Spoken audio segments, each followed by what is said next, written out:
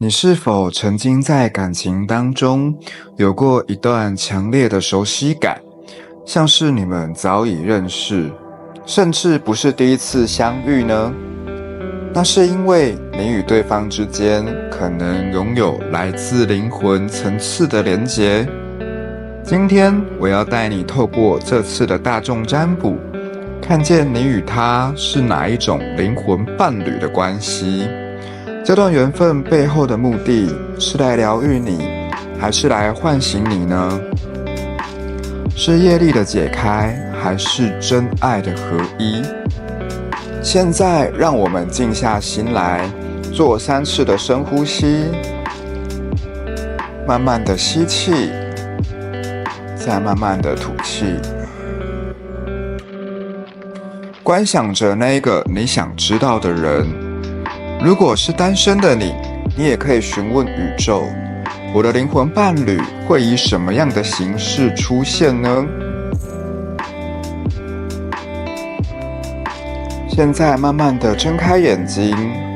凭着你的直觉，在这7个图像当中，选择最吸引你的一个。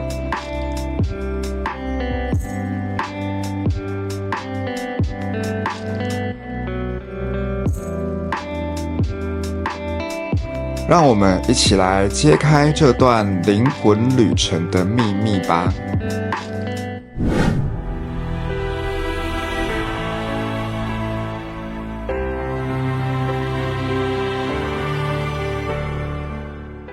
好，我们来看一下选择第一组的朋友们呢，你们所想的那一个人和你是什么样的灵魂伴侣呢？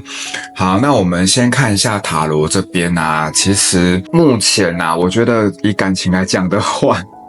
可能我觉得第一组的朋友们啊，你们是可能很喜欢看那一种爱情剧啊、偶像剧啊，或者说你们对于感情啊，对于那一种浪漫的感觉，你们有一种既定印象。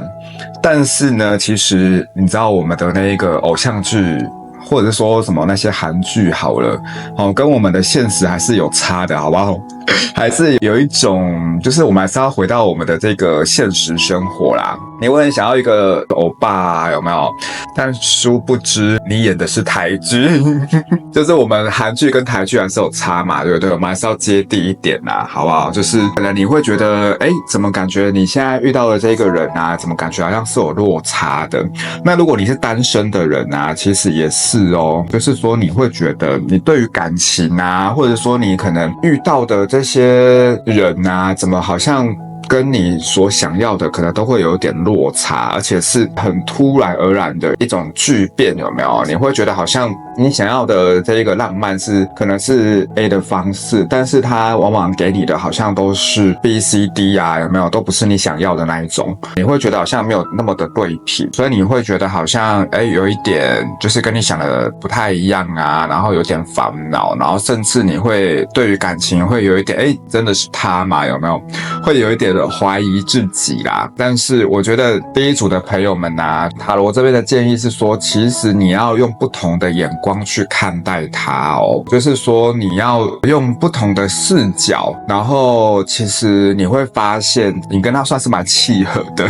这个过程也是在让你提升你的爱情的能量啊，或者说这个爱情的学分啊，人跟人之间的这个相处的部分，你会重新用一个不同的眼光去看待它，然后你会发现，其实过去的一些幻想可能是有点不切实际，或者说可能就会没有这么的，就是接地这样子。所以你看哦，这边写说你要超越幻想，然后这个延缓啊，其实都是讲同样的一件事情，就是说其实我们要把我们的滤镜拿掉。其实第一组的课题呢，就是说其实我们要去用不同的角度去看待这一个人。然后不管你是单身的，或者说你现在有伴侣的，都是一样的哦。有伴侣的是你要去升级你的伴侣，就是下面这边有没有提到玩乐跟这个没有回报的爱嘛？就是说其实我们是要想办法去重新的去点燃这个爱之火。玩乐的意思就是说我们要创造一些仪式感啊，甚至说你们两个一起去旅行啊。然后没有回报的爱就是说其实可能已经有点老夫老妻了，或者说就像我刚讲的，你会觉得他爱你的方式跟你想要的方式可能不是这么的一致，所以你会觉得好像没有这么的对平。但是我觉得透过一些善巧，一个旅行也好，或者说你们共同的去完成一些事情，找回那个玩乐的心，你可以重新的去升级你的伴侣哦。这个在我们另外那个频道其实有提到，大家可以点连结去看一下。那我觉得第一组的朋友们啊，如果你可以超越幻象，然后你可以去看破这个，就是所谓的把这些滤镜都拿掉。我们那些偶像剧啊、爱情剧，其实偶尔看可以啊，但是我觉得不要太入戏。因为其实有时候我们看这些剧啊，无形当中它会看到我们的潜意识里面，你就会有点被洗脑的感觉啦。你就是无形当中你就吸收进去了。不是说你没有办法像那些女主角她们那样子这么的幸福，是可以，但是我觉得这个是你需要去升级你的伴侣的，或者说这个是你需要去释放一些感情的一些创痛创伤啊，或者是说过往的感情的一些经验，你可能还有些滤镜导致你没有看清楚那个真相，是可以的哦。不是说你们没办法像那些偶像剧那样子，是有机会是可以的，只是这个前提当中我们要去信任啊。这个卦其实讲的也是所谓的就是信任感情啊，信任你的伴侣啊，信任所谓的宇宙啊、高我啊。当你能够真正去信任的时候，其实我觉得第一组呢，如果是你是有伴侣的那一个人，很有可能是你们契合一生的灵魂伴侣，也是要恭喜你们啦。但是你们可能现在想说，啊，真的假的？是他吗？怎么没有感觉？是因为你看他已经跟你讲很清楚了，然后想要奇怪什么契合一生的牌怎么是抽成这样子？但是我觉得这个就是你们有课题要跨过去啦，有这个坎跨过去之后，其实你会发现你跟对方其实还蛮契合的哈，只是可能一开始啊，他给你表达爱的方式跟你想要的方式可能会有点不一样，那是因为我们的这个幻象啊，这个滤镜的关系。当你能够看破了之后呢，基本上你会发现你跟对方好像还蛮契合的，或者是说你去升级它啦，它是可以被升级的，就是说这个是可以比较长久的关系。那如果你是单身的朋友们呢，恭喜你们，可能就是一样哦，你们这些课题走过之后，你们接下来出现的伴侣很有可能就是契合一生的伴侣。先恭喜你们，我觉得好像还不错哦，就是比较长久的关系啊，或者是说一辈子的这种伴侣关系这样子。好了，接下来就是看到理想的行动方针跟让爱成为灯塔嘛，其实就是说有的时候啊，我们用观想的方式，这个其实我们另外那个频道有教啦，就是说你为你这个伴侣关系去充能，用爱去填注在你的这个气场，粉红色的这种泡泡啊，或者说那种慈悲的那种能量场，你去帮自己去下载一下，然后你去观想一下你真正要的是什么。因为很多时候就像我们刚刚前面提到的嘛，我们可能想要的不见得是你真的想要的有可能是我们剧看太多，要么就是可能原生家庭的影响，就是很多种因素啦，你会活在这个幻象里面，你会有点看不太清楚，所以很多时候你会觉得为什么对方没有办法达到我们的要求，是因为我们也不够了解自己。所以就是说我们要很清楚的知道你的清单是什么，你要很清楚知道对方的这一个比如说美德清单也好，他需要有哪些条件，他想要给你什么样的感觉，不管什么关系啦，你要把感觉放比较前面一点。当你的感觉是舒服的，是美好的，基本上这个关系才会比较长久。所以你看天使也说，就是生命的回顾跟这个安慰。大天使耶利米尔说，检视你的生命，决心去改变或治疗任何不平衡的部分，跟你过往的感情模式其实是有相关，是有连结的。你去觉察一下你过去的这感情模式是不是可能有些创伤创痛你还没有办法去放下或面对，那无形当中会对你现在的这一个伴侣关系是有一定的影响的哦。那安慰的意思就是说，大天使艾瑟瑞尔在你需要的时刻我与你同在，并且会帮助疗愈你的心。哇，这两个其实是有呼应所以其实第一组的朋友们啊，你如果觉得没办法放下，因为耶利米尔是建议你去回顾嘛，那当你去觉察到之后呢，你可以呼请大天使艾瑟瑞尔来去疗愈你内心的一些创伤跟创痛。关于感情方面，可能前任啊，那有可能也不是你这一世啦，然后有可能是跟原生家庭啊各方面其实都是有影响的。那我觉得当你去疗愈完之后，你现在遇到那个人，我觉得还不错是契合一生的灵魂伴侣哦，我觉得可以去升级他，然后一段关系是需要好好的去经营跟培养的。好，那最后我们看一下智慧卡是很想这么做。我要拥有快乐呢，需要在日常生活里找寻特定的意义与价值。今天练习刻意为某些该做的事赋予一些特定的意义与价值，我们会发现那些会让我们真的很想这么做，而非应该这么做。这个就是跟这个有呼应哦，没有回报的爱，就是说我们生活当中啊，可能已经被一些琐碎的事情把一些热情给磨灭掉了。所以呢，当你今天啊，你去为某件事情去下一个好的种子、好的定义，那你就会真的很想这么做，你就会重新点燃那个爱之火，重新的去找回你生命的热情、那个动力，然后重新的知道说，我怎么样的去跟对方去相处，然后怎么样的去跟对方好好的去经营培养这一段关系，这样子。好，所以呢，希望今天的这个大众占卜对第一组的朋友们有帮助哦。那如果有任何问题的话呢，也可以在私讯询问我们。好，那还是要讲一下，因为这个只是大众占卜的能量嘛，所以就是说呢，大家可以就是当做参考。如果你想要更仔细的话呢，可以再预约我们1对1的这个详细的占卜，或者是说你对塔罗啊、疗愈自己或疗愈他人有兴趣的话呢，也可以私讯我们的官方 LINE。那我们近期会开设这个疗愈塔罗的课程，因为都是小班制的，所以我们人数上面会有控管。那你可以透过这些牌卡图像的东西啊，你去疗愈自己，然后去知道背后的这个信念，它连结的这个潜意识是什么，然后透过一些信念转换疗愈的工具呢，去帮自己脱胎换骨，然后去用不同的角度去看待自己或他人。我觉得是一个蛮适合新手小白，也是蛮实用的课程啊。那有兴趣的话呢，就是在私讯我们的这个官方 LINE 哦。好，那喜欢今天的影片的话，别忘记帮我按赞、订阅、加分享哦。那我们就下个影片再见喽，拜拜。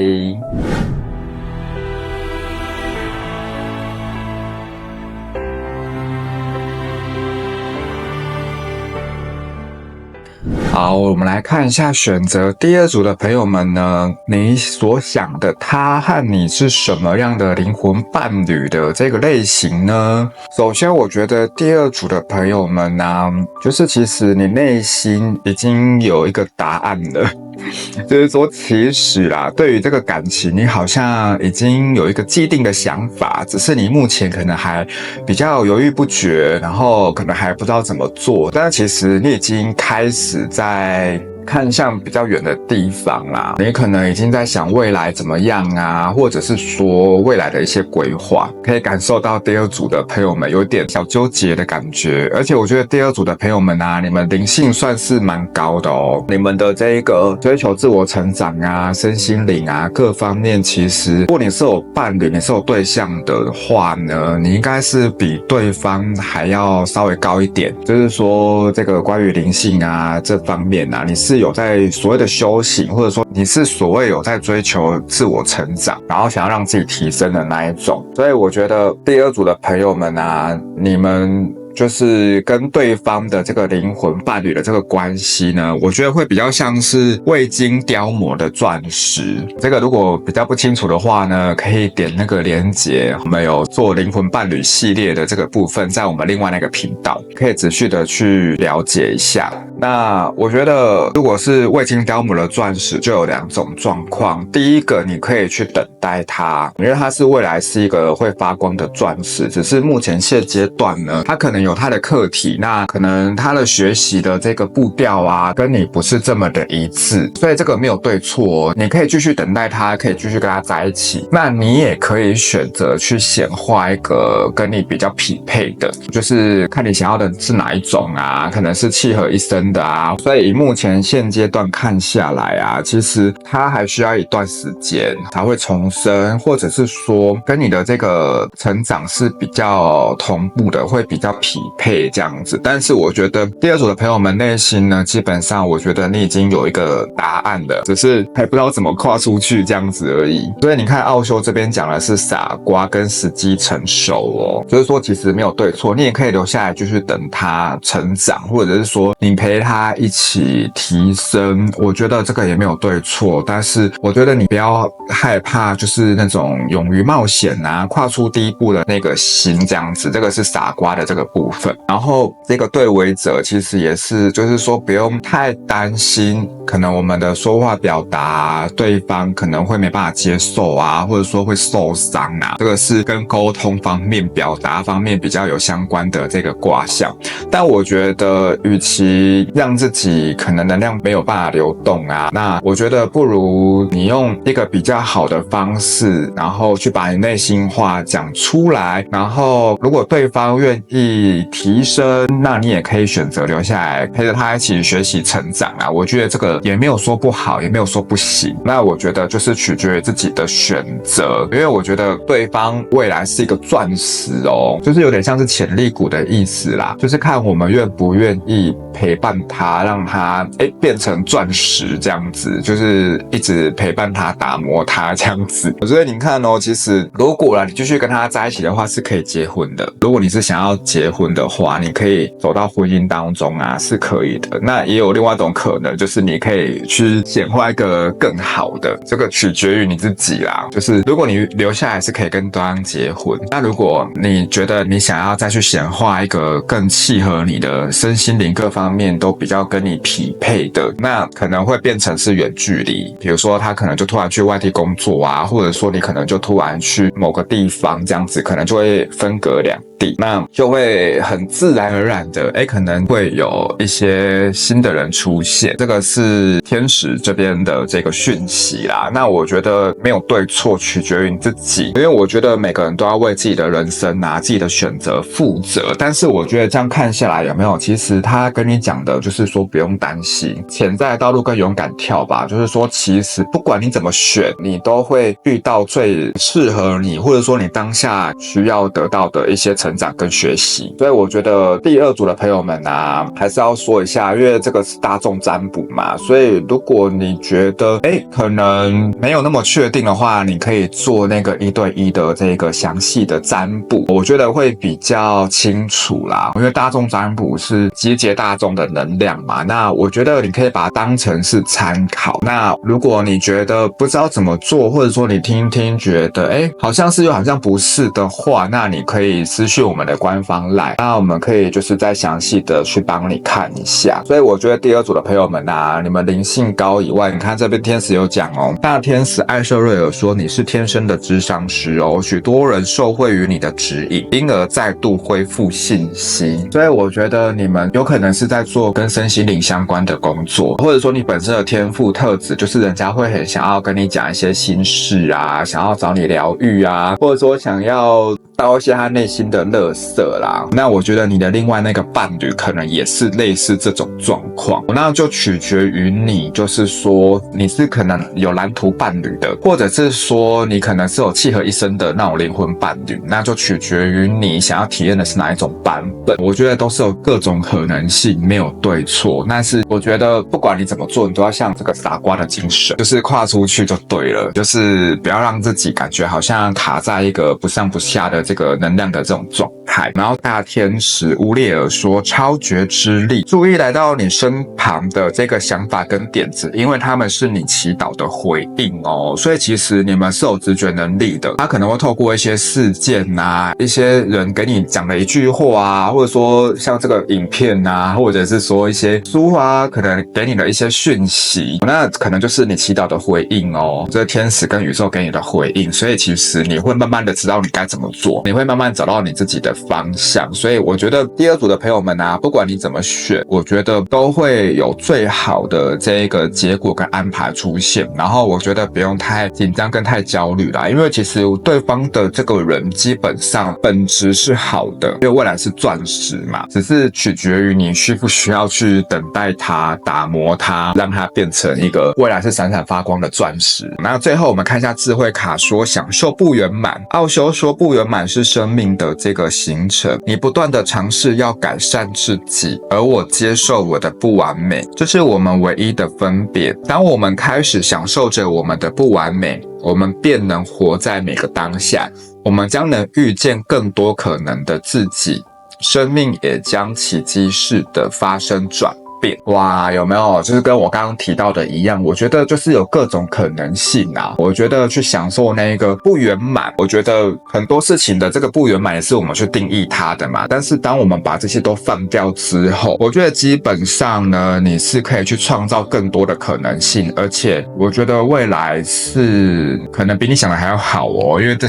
都是从来你没有想过的嘛，对不对？那有可能时机也成熟了啦。那我觉得你可以去发现你生命当中更多的可能性，然后去体验享受不一样的旅程。那这个就是第二组的朋友们，如果你觉得今天的这个大众占卜啊有任何问题的话，一样都可以再私讯我哦。如果你觉得还是有点不太清楚的部分呢，你可以私讯我们的官方 LINE 跟小编预约我们这个1对1的这个能量占卜。那如果你是对塔罗啊、疗愈自己、疗愈他人的这个部分是有兴趣的话呢，也可以私讯官方来询问我们近期开设的这个疗愈塔罗的这个课程。那因为都是小班制的部分，所以我们人数上会有控管。那我觉得与其给你鱼吃，不如教你怎么钓鱼嘛，对不对？所以其实你们学了之后呢，你们就可以透过这个比如说每个牌的背后的一些信念啊，你们就可以直接的去清理跟转换。我觉得是很适合这个灵性小白啊，或者说新手，你们是可以比较实用而且快速上手。那你们如果对于帮助别人啊，因为你本身就是咨商师嘛，对不对？塔罗只是一个善巧啦，一个工具，你用图像化的这个部分去更加快速建立连结，然后发挥你的天赋嘛，然后你去疗愈需要的有缘人，那你又可以把它当成副业在经营。我觉得是一个蛮好的一个事业。好，那如果有兴趣的话呢，就是在私讯官方来询问小编哦。那喜欢今天的影片的话，别忘记帮我按赞、订阅、加分享哦。那我们就下个影片再见咯，大家拜拜。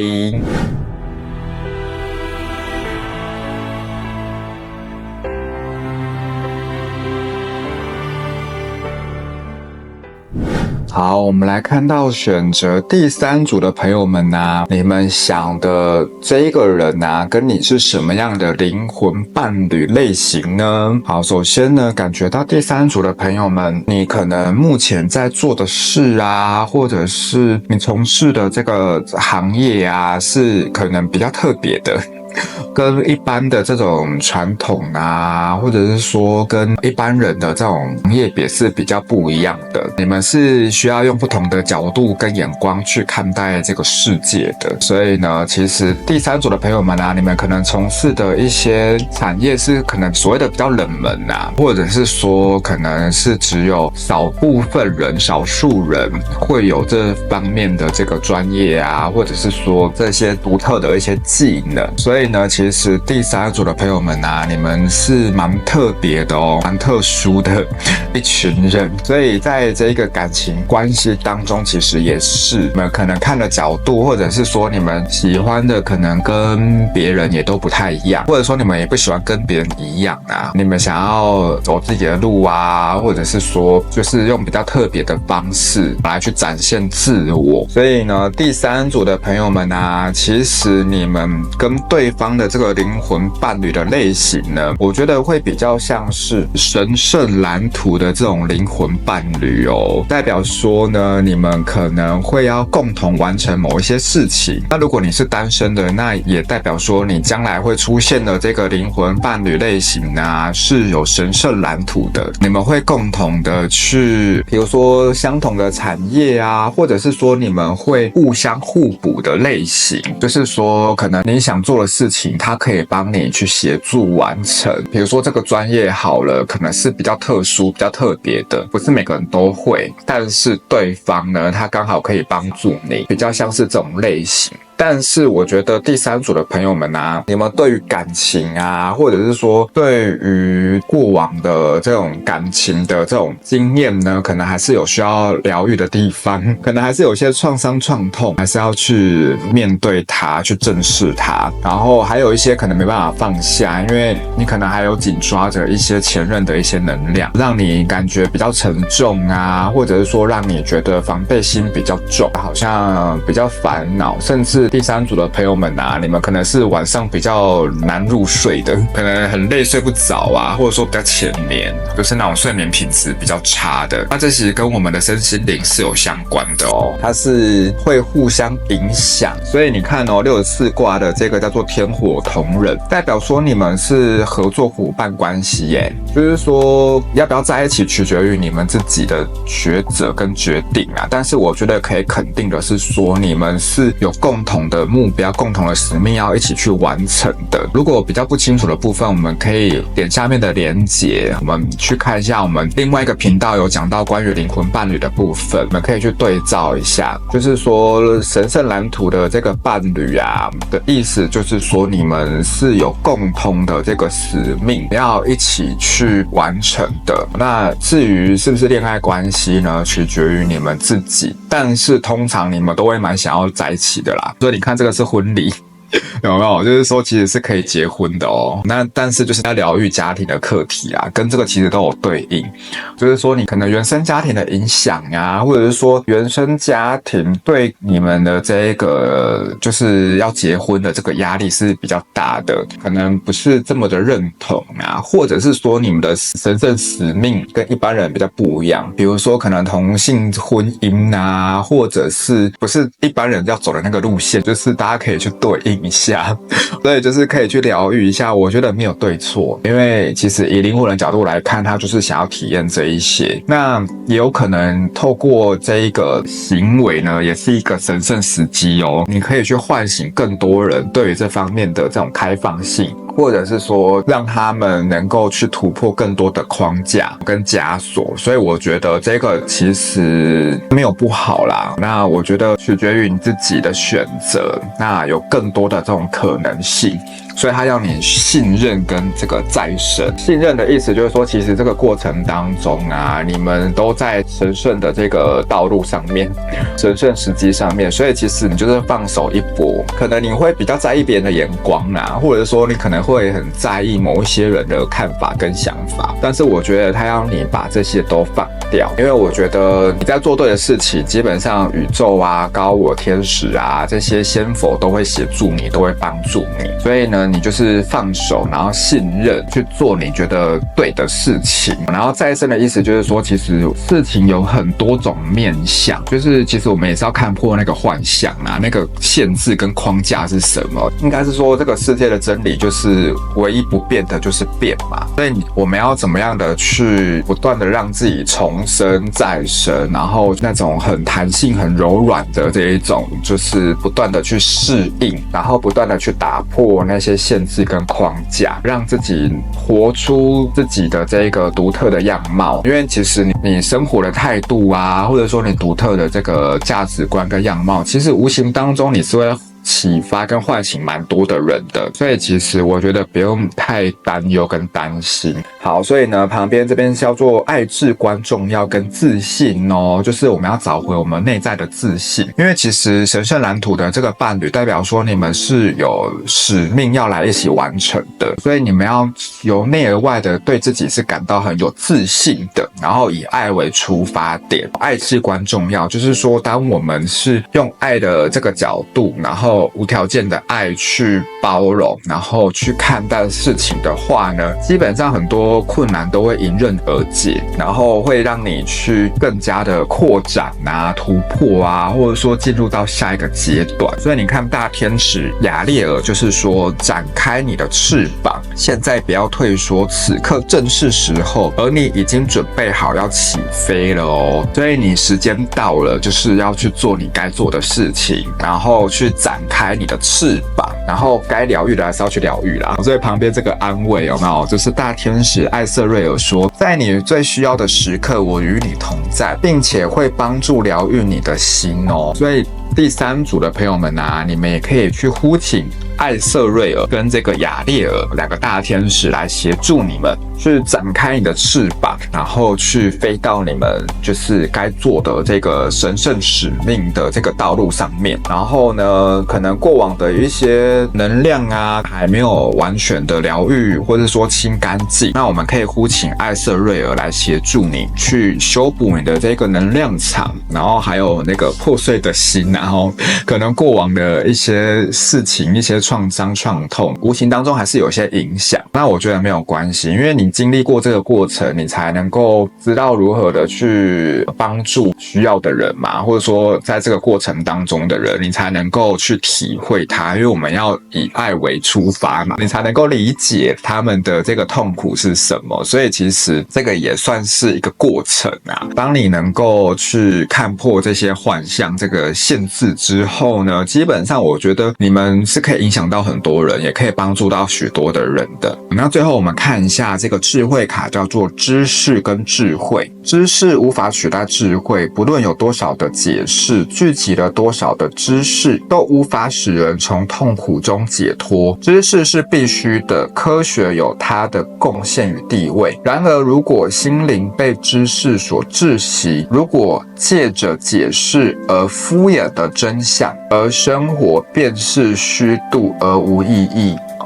这个就是很常听到的所谓的不解释的这个部分。其实我觉得第3组的朋友们啊，你们应该蛮有智慧的啦，就是学习蛮多的，可能去了解很多的系统啊，或者是说去找很多生命的答案。但是我觉得学了这些呢，不是为了要框架我们自己的，都是学了之后要把它放掉。学了之后呢，最终还是要回到所谓的不解释啦，所谓的空性，就是不要被所学的这些东西给障碍住，给捆绑住了。最后我们还是要回归到所谓的源头，所谓的空无，就是回到自己我们的这个内在，向内去寻求。因为其实很多事情是我们现在的这个科技啊或知识是没办法去解释的，没办法去用很科学的方式去解释，所以我觉得不用太去就是紧抓着它，然后反而会障碍，把自己给困住了。好，这个就是第3组的朋友们啊，如果对于今天的大众占卜有任何问题的话呢，可以在私讯询问我哦。但是还是要说，因为这是大众占卜的这个能量，因为是集结大众的能量所抽出来的，所以呢，可以把它当成是一个参考。如果你觉得好像不太确定的这个部分啊，你也可以私讯我们的官方 LINE 预约1对1的这个占卜，那你就可以比较清楚的知道说，我们目前的能量场所抽出来的这个牌卡是什么？那我们有没有什么更具体的建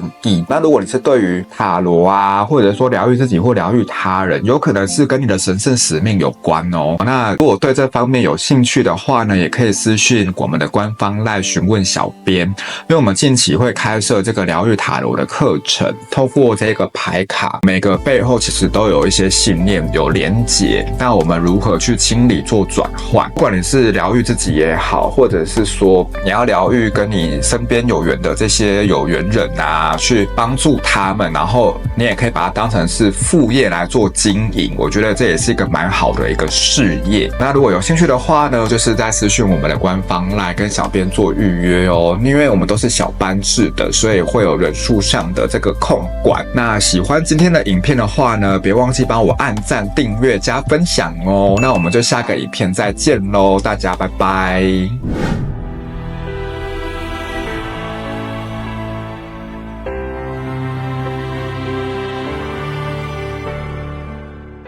好，来，我们来看一下选择到第4组的朋友们呢，你们跟对方的这个灵魂伴侣的类型是哪一种呢？好，首先呢，感觉到第4组的朋友们啊，就是事情是比较多的。就是比较抓马一点啊，然后就是一方的这一个防备心会稍微高了一点，比较封闭自己，所以你会觉得好像一直在拉对方，或者是说好像彼此的这一个能量没这么的平衡，然后会觉得好像有点累了，有没有？会觉得这段关系感觉好像你会觉得心有点累啦，然后会有点不知道该怎么办，是要继续呢，还是该放下？你会有一点不知所措。好，那所以我觉得第4组的朋友们啊，你们跟对方的这个灵魂伴侣类型很有可能是双生火焰哦。那如果不知道什么是双生火焰的，可以点下面的连结，没有那个灵魂伴侣的系列，你们可以去看一下，就是跟双生火焰啊、灵魂伴侣相关的这个部分。但是我先说，因为目前来讲的话，这个双生火焰的这一个是比较少的啦，所以其实大众占卜这个部分，你们可以当做参考，去看一下有没有对应。那有可能是跟双生火焰很类似的这个频率跟能量也有可能哦。所以我觉得以这个第4组的朋友来看的话呢，基本上我觉得就是一个灵性成长是比较高的，那另外一个呢，就是可能他目前还有他的课题还没走出来，可能还在一个整合的一个阶段啊，所以我觉得有的时候我们要放下一些救世主的情节，我们要允许对方有时间有空间去成长跟这个蜕变。所以你看这个64卦的部分叫雷山小过，其实是需要给彼此一些空间的哦，就是说允许他成为他自己，那也允许我们自己往前走，然后持续的去提升自我。所以其实双生火焰它有很多种关系啦，你不一定要跟对方在一起，但是你可以很爱对方是可以的。所以其实以灵性上来讲的话，其实你们目前还在一个整合的阶段，但是其实你会觉得内心蛮受伤的，因为对方可能有的时候是属于比较封闭的，或者是说可能有些他听不懂或听不进去，那你可能会很着急，或者是说你可能会觉得好像有点受挫啦，但我觉得没有关系，这个都是彼此在互相成长的过程，所以我觉得要给彼此一些弹性跟空间，你要允许对方有他自己的步调跟步骤，那你要允许就是所谓的这个不完美，你要去享受或者说接受这个部分。所以其实浪漫天使说没有回报的爱嘛，跟表达你的爱，就是说可能有的时候对方可能接收不到你在跟他讲的一些事情，但是没有关系，这不影响我们去表达我们自己。因为其实有的时候呢，你看对方就会很像在看镜子一样，但是你在跟镜子里的你对话，是不是有的时候他也听不懂，对不对？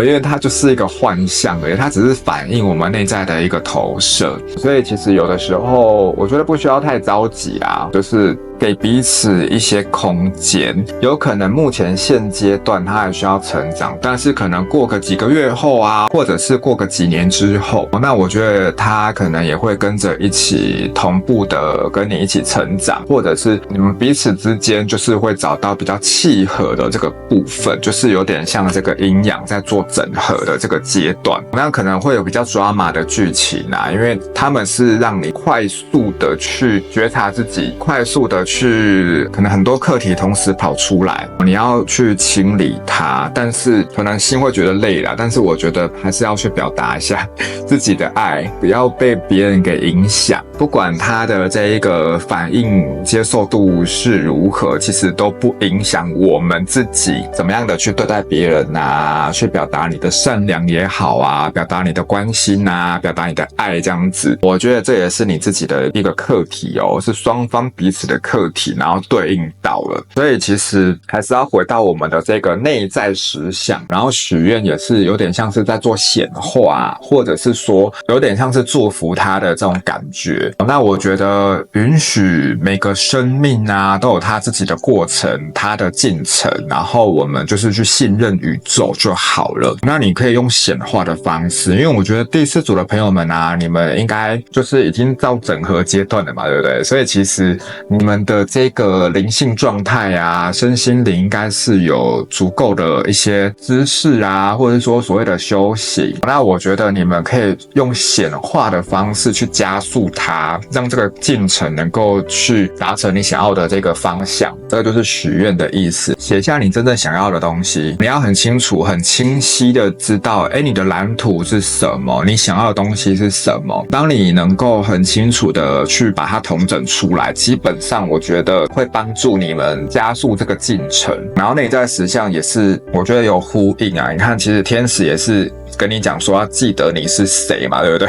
我觉得其实如果是真的双生火焰的，你们的这个灵性修为基本上都是很高的，所以你们要很清楚知道，记得你是谁。我们就是源头，我们就是宇宙的这个源头的一部分。所以大天使麦克说，你是很有力量、有爱，然后有创意的神之子，你是被深深的爱着的。好，所以永远都要记得哦，就是说，不管在这个过程当中，你可能会觉得很痛苦啊，很封闭啊，觉得好像很drama啊，或者是说好像剧情特别多，但是永远都不要忘记了你是谁，你内在的这一个神性啊，你跟源头的连结啊，你就是神之子，你周围不是只有你一个人哦，还是有所谓的造物主啊、大天使们，那些指导灵们来协助你，然后来帮助你，陪你一起共同成长、共同创造。所以其实我觉得第四组的朋友们啊，可能相较比起来啦，剧情稍微多了一点，但是我觉得也是一个体验的过程。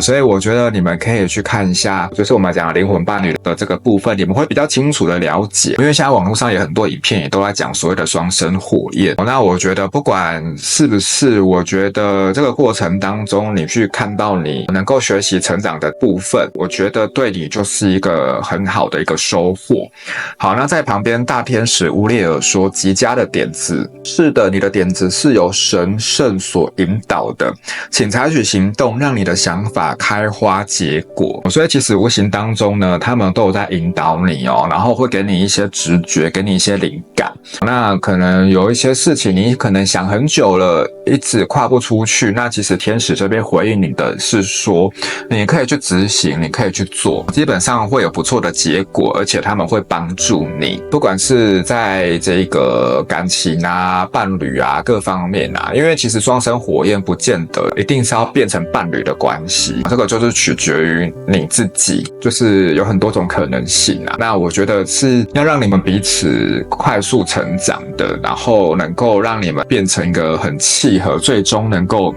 整合成一个就是一个能量啊，一个灵魂啊，达成一个平衡的一个过程。所以我觉得第四组的朋友们啊，如果你觉得不确定的话呢，你也可以私讯我们的官方来做1对1的这一个能量占卜，我觉得会比较精准啊。因为大众占卜是集结所有人的能量所抽出来的这个牌卡，所以基本上我觉得就把它当做参考就好。好，那最后我们看一下我们的这智慧卡，叫做我爱你哦，跟这个有呼应诶，就是表达你的爱，有没有？跟那个浪漫天使讲的其实是一样的。今天刻意的对我们所有能够想到的人，在心里大声的说出我爱你，如同他们就在我们面前一样，告诉他们我们为何爱他，说出所有的理由，透过这些感动，让我们今天的身心充满感恩与感动的能量。哇，就是表达你的爱啦。我觉得这个过程当中，其实就是一样以爱为出发，你会化解掉很多的这个所谓的因果也好，所谓的业力也好，你可以去消融它们。因为我爱你是比较高的频率嘛，对不对？当你的能够维持在很高的这个频率啊，或者是说维持一个比较高的一个维度，那基本上呢，那些比较负能量的一些剧情啊，那些负面的一些人事物，基本上呢就会被你无形当中给消融掉，那也会加速去融化这一个有没有封闭的心。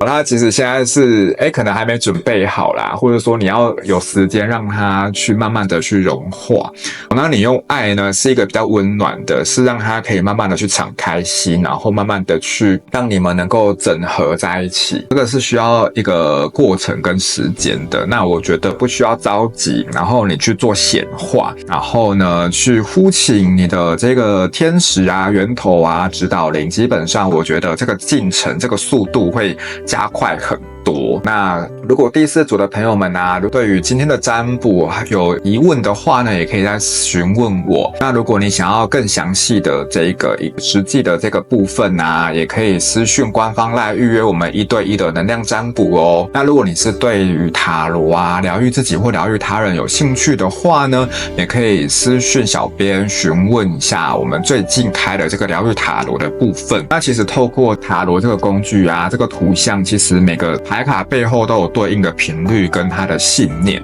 那我们透过疗愈的一些方式跟系统来去帮助自己能够加速这个进程，然后让自己更轻盈，然后也帮助身边的有缘人。你也可以把它当成副业在经营。我觉得这是一个蛮好的一个善的循环跟蛮好的一个事业。那因为我们都是小班制教学的关系，所以如果想要的话呢，记得赶快去做询问哦。好，那喜欢今天的影片的话呢，记得帮我按赞、订阅、加分享。那我们就下个影片再见咯，大家拜拜。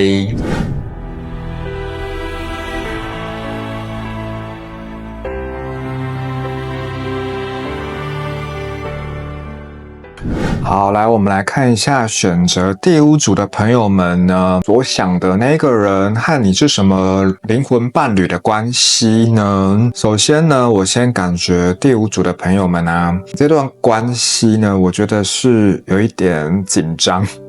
有点针锋相对的感觉，就是可能你会觉得好像有点在跟他拉扯啊，或者是说有一点没有安全感也好，或者是说好像说变就变，没有那么稳定啊，有点就是飘在空中的感觉。然后我觉得第5组的朋友们啊，就是这段关系可能带给你的这个压力也是比较大的，它会有点推着你往前，推着你去成长，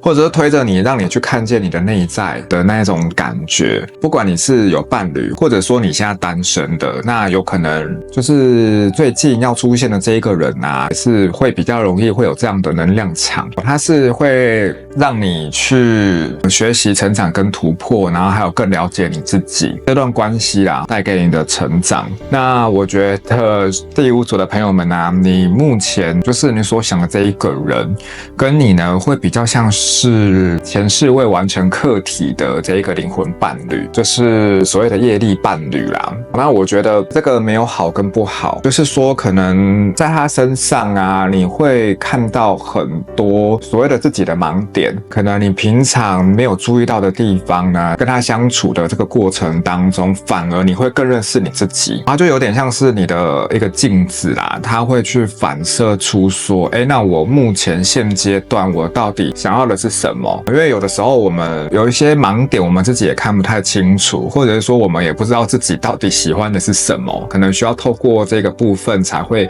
去让自己更了解自己。那我觉得塔罗的部分是说，其实你已经有点内心在拉扯啦，就是说很想要继续下去，但是又感觉好像哪里不太对劲，然后那里怪怪的这样子，好像每次相处下来很容易吵架啊，或者是说好像很容易会有意见上的争执，可能跟你一开始想的不太一样这样子。那64卦的这个部分是我们的巽为风，这个风卦它就是很像永远抓不住的这个风筝，说飞走就飞走，或者是说你越想控制越控制不住，它是有点失控的这个状态。这段的关系可能走向啊，或者是说可能跟你原本所想的就是有落差啦，不太一样。那我觉得浪漫天使有讲的就是说，其实跟我们的这个爱情模式有相关哦，就是相互依附的这个关系。可能你会觉得我需要依靠一个人，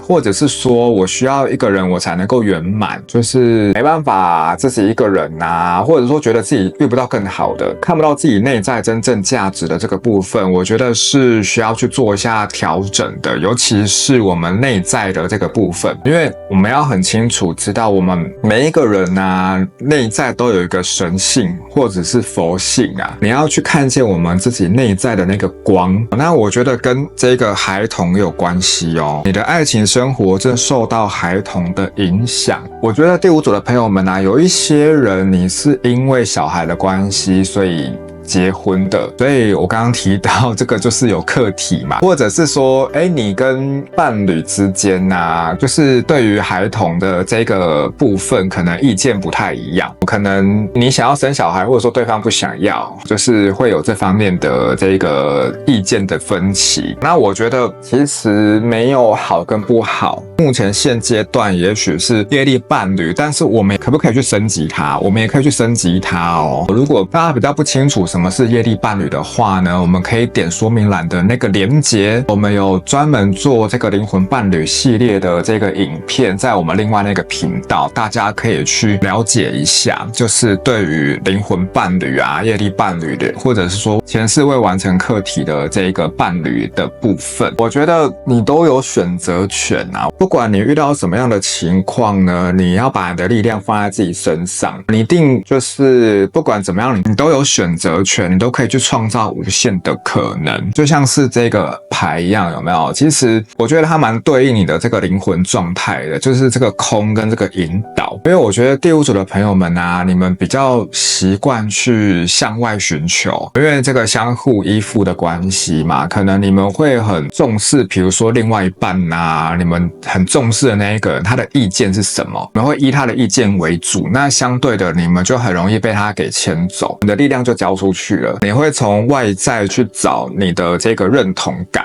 或者是说外在环境给你的这一个价值是什么，你才会觉得自己是有价值的。但是呢，其实你是要回归到我们的内心，这个引导，你有没有看一下这个天使，其实一直当中都在引导着你，然后这个天使是在你的内心里面的，你的内在啊，你所谓的这个内在神性或佛性，你要倾听你内在的这个声音，你才会知道就是说，好，那我下一步我该怎么走，我该怎么做。我觉得选到第五组的朋友们啊，你们可以找一段时间，所谓的空啊，让自己稍微放空一下，或者是说回到空性。你没看感觉好像黑黑的，好像什么都没有，但是事实上它也什么都有了。这个其实我不知道大家看不看得懂，我就是说其实所谓的空性不是说表面上看起来好像什么都没有，但是事实上我也什么都有了，就是那种很自在很圆满的那种状态。这个有点比较深奥啦，我觉得第五组的朋友们这可能需要花一段时间去稍微体悟一下。那我觉得对于这一个人啊，或者说这段关系，你们可以去觉察一下，你觉得在对方身上你学习到了什么，或者是说在这段关系当中带给你的成长是什么，我觉得你们可以去觉察，然后可以去思考一下。我觉得每一段关系一定都是有它让你学习成长突破的一个地方，那有没有可能因为它教会了你某些课题，让你成为一个更好的人？至于下一步该怎么走，我觉得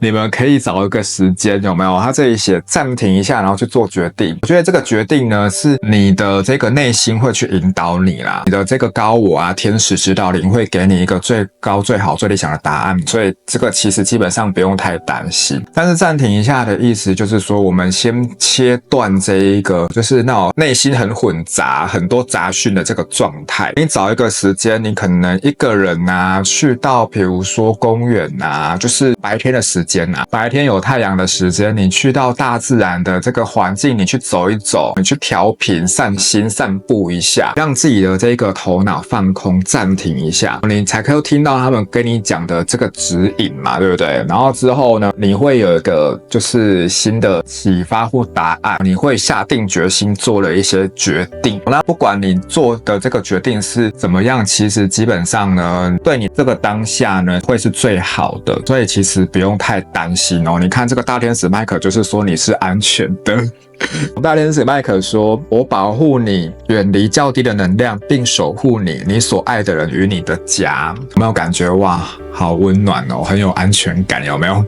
所以基本上我觉得不用担心啊，就是不管你做什么样的选择，你都是安全的。但是呢，你要看到你自己内在的价值，然后你要很清楚知道，你不管怎么样，你都是有选择权的，都可以去创造更多的无限的可能。然后在旁旁边这个是大天使乌列尔说超觉之力，注意来到你身旁的这个想法跟点子，因为他们正是你所祈祷的回应哦。这个就是跟这个引导其实是有呼应，就是说其实基本上他们一直在给你讯息啊、提示啊，有可能包括这个影片也是啦，就是说其实透过很多种方式来给你讯息，那我们要去觉察它，因为事实上这也是宇宙给你的回应嘛。那他们一直都在给你一些方向啊、指引，那我们知道之后呢，我们就可以去往下个阶段迈进这样子，所以不用担心，不用害怕。但其实我还是要说一下，因为这个是大众占卜的这个能量，所以我们是集结所有人的这个能量所抽出来的，那可以当做参考啦。如果你是觉得比较不确定的话呢，你也可以在我们的资讯栏加我们的官方 LINE， 然后去私讯小编，也可以预约做1对1的这个能量占卜，这样会比较精准。如果你是比较不确定的话。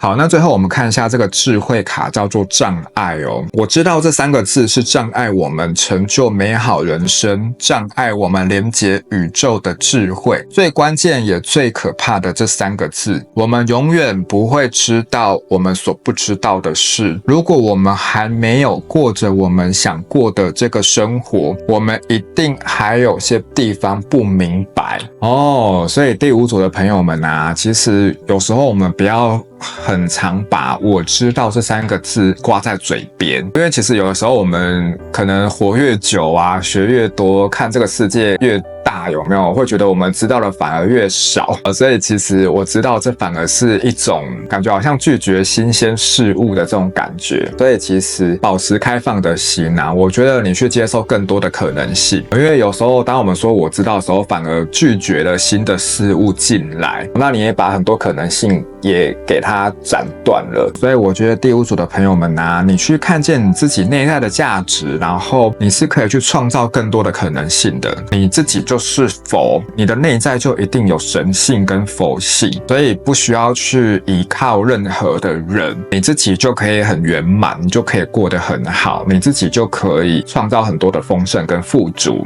好，所以对于今天的占卜呢，如果有任何的问题的话呢，也可以再私讯我哦。然后对于塔罗啊，或者说疗愈自己或疗愈他人有兴趣的朋友们呢，我们近期会开疗愈塔罗的这个课程，那因为都是小班制的，所以我们会有人数上的控管。如果有兴趣的朋友们呢，也可以在官方 LINE 去做询问哦。那喜欢今天的影片的话呢，记得帮我按赞、订阅、加分享哦。那我们就下个影片再见咯，大家拜拜。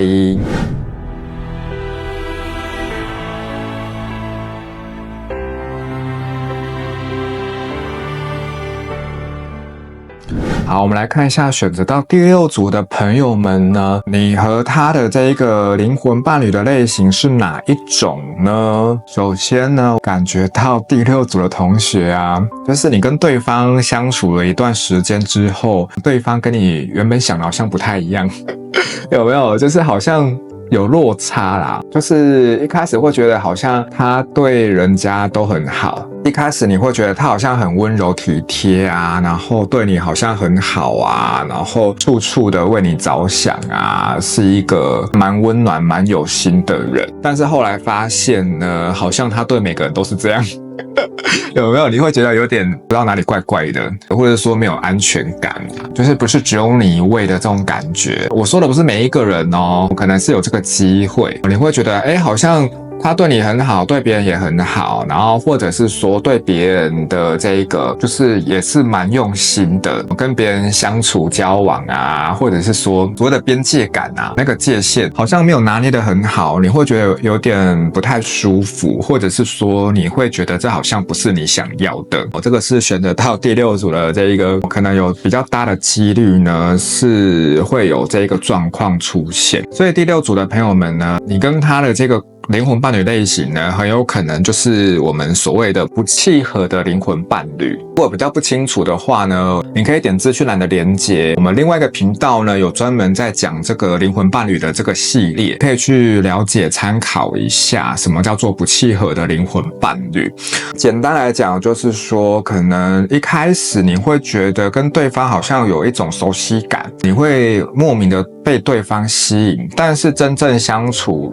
交往，甚至在暧昧的时候，你就会觉得好像不太对劲，觉得好像跟你想的有落差啊，或者是说，发现好像不是只有你一位有这个几率出现哦，而且会觉得好像不是你想要的啦，那就是跟这个不契合的灵魂伴侣是比较有符合的。好，所以呢，你看64卦这个叫做坎为水，这个是水卦哦，然后跟下面这个接受性有没有？这两个都是水元素的这个能量。那水的话，在这个感情当中，就是属于比较多情的一种哦。那这个水太多，基本上你也很难控制嘛，对不对？太滥情了，或者说太泛滥了，就是说你会有点被这个有没有水流这样冲着走的这种感觉。那其实它虽然叫你接受性啊，就是说其实也是让你去突破你的格局，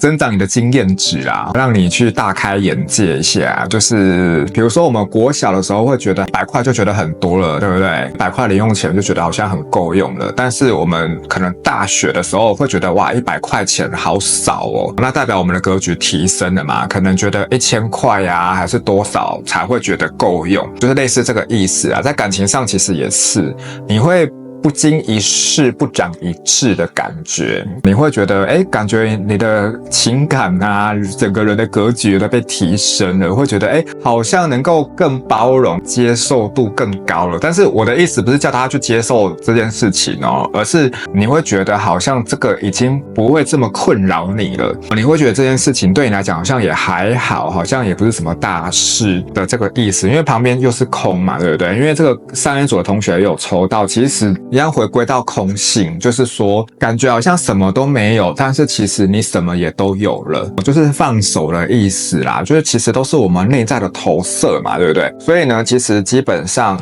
你就把它当成是一个玩乐，有没有？来玩一玩，然后来体验一下，然后让你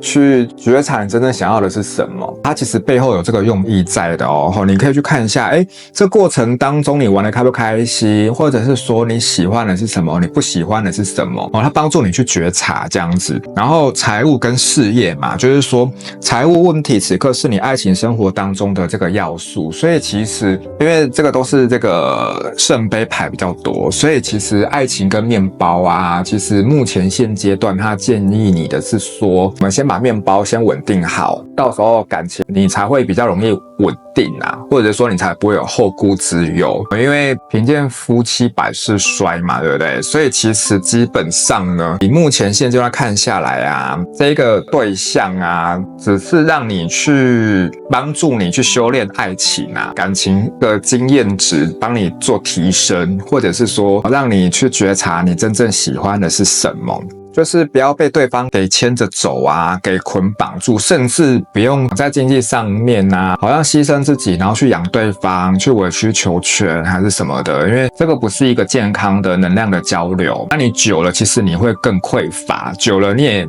没办法这样长期这样下去嘛，你也会有撑不住的一天。所以其实他提醒你的是说，还是回归到所谓的爱自己啦，回归到我们自己的能量的这一个平衡，然后我们的这一个跟对方的所谓的地位啊、能量啊是要平等的，而不是说是那种有高低啊、有阶级的这一个部分，因为这样子就不会那么长久。这是感情模式的这一个部分，就是说我们可能要稍微去调整一下爱自己的这个部分，所以要去接受自己的所谓的不完美也好啦，或者说接受自己的全部。因为我觉得第6组的朋友们啊，可能有时候你们对自己会比较挑剔，或者说觉得自己哪里不够好，觉得自己好像哪里不值得被爱还是什么的，所以其实他要你的是要去接受爱哦，接受这个爱自己啦，或者说接受自己的全部，然后去做一个决定。那其实这个决定没有好跟不好，没有对错，不管你做什么决定呢，基本上都有你可以学习跟成长还有体验的这个过程。但是其实它是要回归到你的内心内在，把力量放在自己身上，你才不会一直被人家牵着走，然后先稳定好自己，先滋养自己啊，你要先懂得爱自己这样子。所以大天使麦达场说净化脉轮哦，召唤我，让我运用神圣几何图形净化并敞开你的这个脉轮。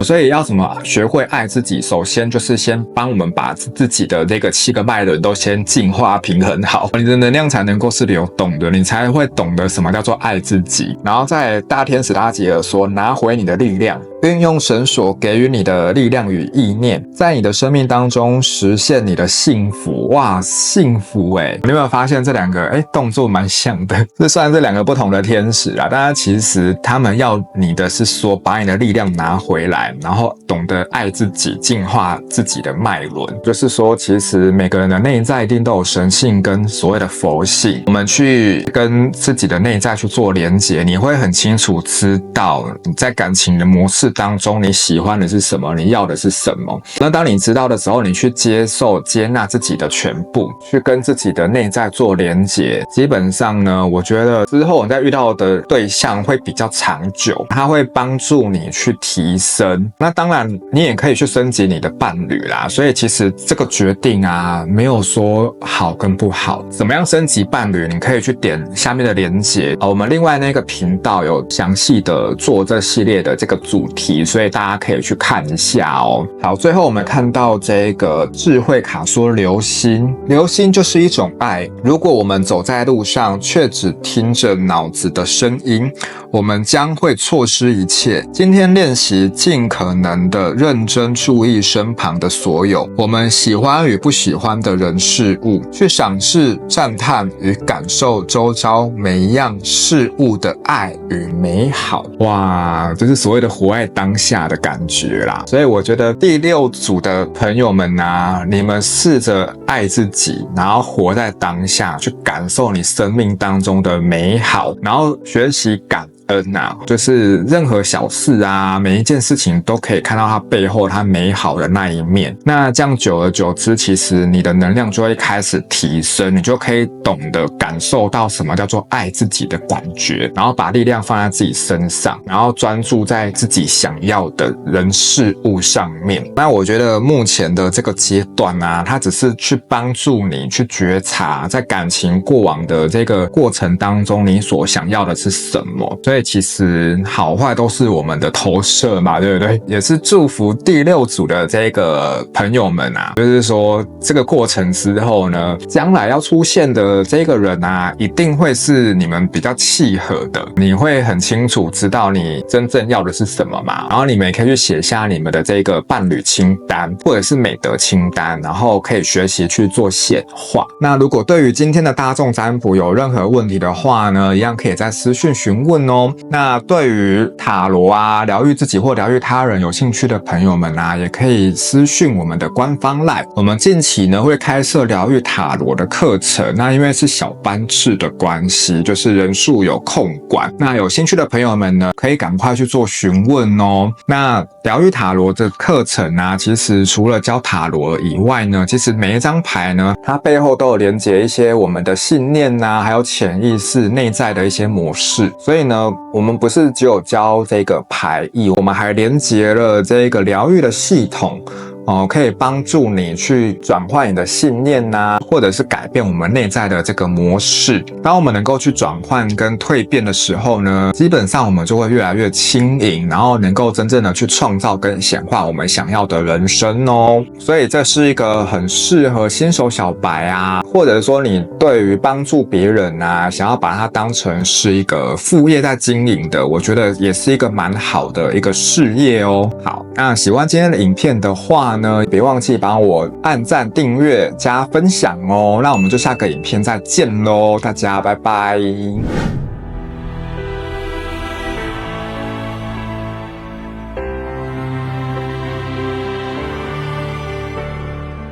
好，来，我们来看到选择第7组的朋友们呢，你和对象的这个灵魂伴侣的类型是哪一种呢？首先呢，我感觉到第7组的这个朋友们啊，感觉内心是有一点受伤哦，有一点就是把很多扛在自己身上，有点沉重的感觉。但是其实你跟对方呢，曾经是蛮契合的，曾经是蛮开心的，就是有过一个不错的一个时光啊。所以我觉得第7组的朋友们啊，你跟对方呢会比较像是契合的灵魂伴侣。但是不是一生的啦，不是一辈子的那一种。那如果你是单身的朋友啊，也有可能将来要出现的对象啊，是这个契合的灵魂伴侣哦，它是来帮助你去学习、突破跟成长的。那其实你会觉得跟对方在一起，各方面都很契合啊，很开心。但是呢，可能因为某一些因素，所以最后可能会分开啦。所以其实为什么会觉得内心受伤，是因为感觉好像期待落空了，或者说可能跟你原本想的不太一样，你把很多的一些扛在自己的身上啊，很多压力啊、责任啊，或者是说很多的一些所谓的期待也好，把它扛在自己身上，所以久了你会觉得好像蛮沉重的。那内心其实也会有一点失落，对于感情来讲会稍微有点失落感。但是其实我觉得就是第7组的朋友们啊，其实这个不是要来打击你们的哦，而是说他要让你去看见有没有更多的可能性，或者是说他让你去觉察对于感情啊，就是可能过往的一些模式可能不是这么的适合我们稍微做一下调整，然后可能会有更好的人出现，甚至你们也可以去升级它啦。那如果不知道什么叫做契合的灵魂伴侣，或者是不知道怎么去帮伴侣做升级的，我们可以点资讯栏，我们另外一个频道呢有详细的做这系列的这个灵魂伴侣的这个主题，大家可以去看一下，可以去了解一下。好，所以呢64卦是火山旅哦，是有一点对于未来啊很未知、很不确定，而且是有一点漂泊不定的感觉。以这个卦象来讲的话，你跟对方感觉好像就是明明很契合，但是好像快走下去了，可能会因为一些因素啦，或者是说灵性成长进程的不同，你会觉得好像时间到了，就是你想要往更好的方向去，但是对方可能不见得那么想，对方可能想要安定啊、稳定啊，或者是说你想去的地方，对方可能不太想去，可能没什么兴趣这样子，所以久而久之，你会觉得价值观啊、沟通啊各方面好像会变得有一点累，沟通没那么顺畅了。这个是第7组可能比较常遇到的一些状况。所以呢，这个灵性上面的课题是要叫你去信任哦，还有去接收任何的可能性。其实这个前几组的朋友们呢，有抽到一样的牌，就是要你放手去信任，因为这个过程当中都是你的源头啊、高我啊、指导灵他们安排好的，这个剧本已经写好了啦，所以其实你就是放手信任的去飞哦，你去顺着这个流走嘛，对不对？看他能够带你去哪里，搞不好会有更好的出现，因为这是契合的灵魂伴侣嘛，有可能之后来的就是契合一生的哦，因为我们没有一个前哨站把自己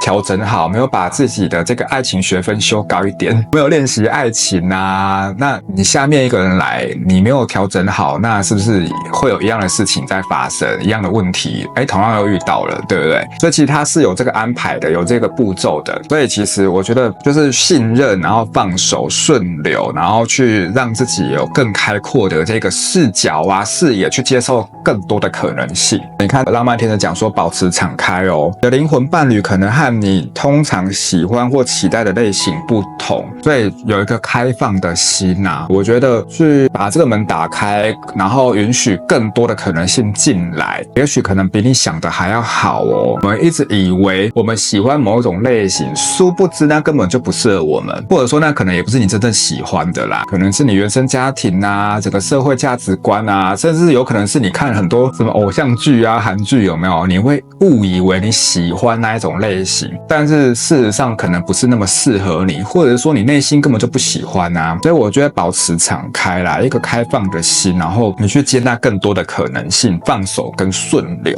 那这个宗教因素其实就跟我们所谓提到的灵性成长已经没有这么的对平了。那其实也有些人是跟宗教有关，可能你们两个的宗教信仰不太一样，那可能想要去的未来的方向可能就会有分歧。那我觉得这个是最主要的这个因素。那我觉得不用太担心因为其实它是要让你去修炼你的爱情，你的这个爱情学分去练习一下，所以我觉得这个灵性的这个道路其实很神奇。你可能绕一大圈发现可能对方也准备好了，或者说他可能也升级了，也有可能，所以都是有任何可能性的我觉得不用太焦虑，不用太执着，因为有的时候我们内心会有个框架，会很想要对方来配合我们，或者说很希望把对方变成是我们想要的那一种人，但是无形当中这个就变成一种控制嘛，或者是一种偏执，那这个就不是一个健康的这种关系，可能就比较没那么长久啦，那对方也会很辛苦，也会比较累，所以其实我们放手允许对方就是用他的速度去成长跟体验，那有可能是这个剧本就是写到这边嘛，对不对？那可能后面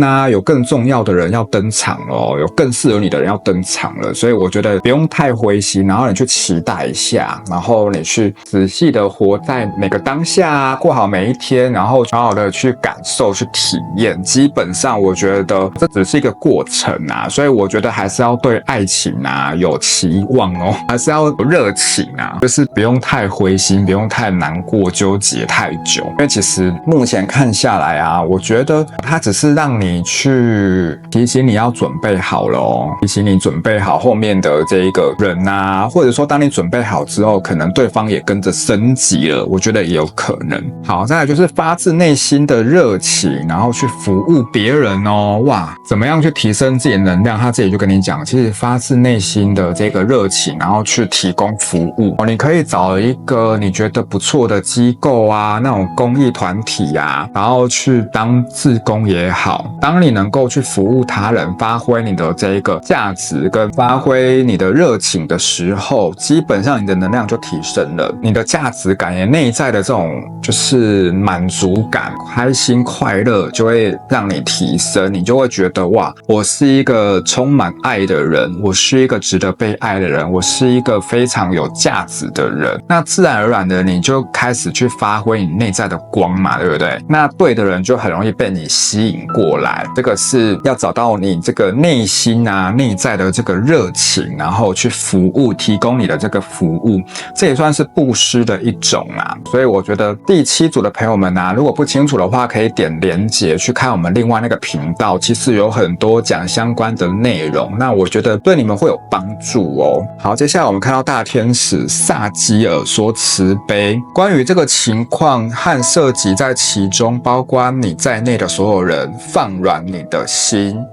就是要对自己慈悲啦，除了对他人慈悲以外，也要对自己慈悲就是说其实你也是要允许自己让这个情况发生，允许自己放手，放下执着跟执念因为我觉得没有对错，就是时间到了，四季就是会更迭嘛，对不对？春夏秋冬时间到了就是会进入到下一季所以就是慈悲，然后你去允许，去信任，顺流，放手这样子。好，那在旁边大天使麦克说你是安全的我保护你远离较低的能量，并守护你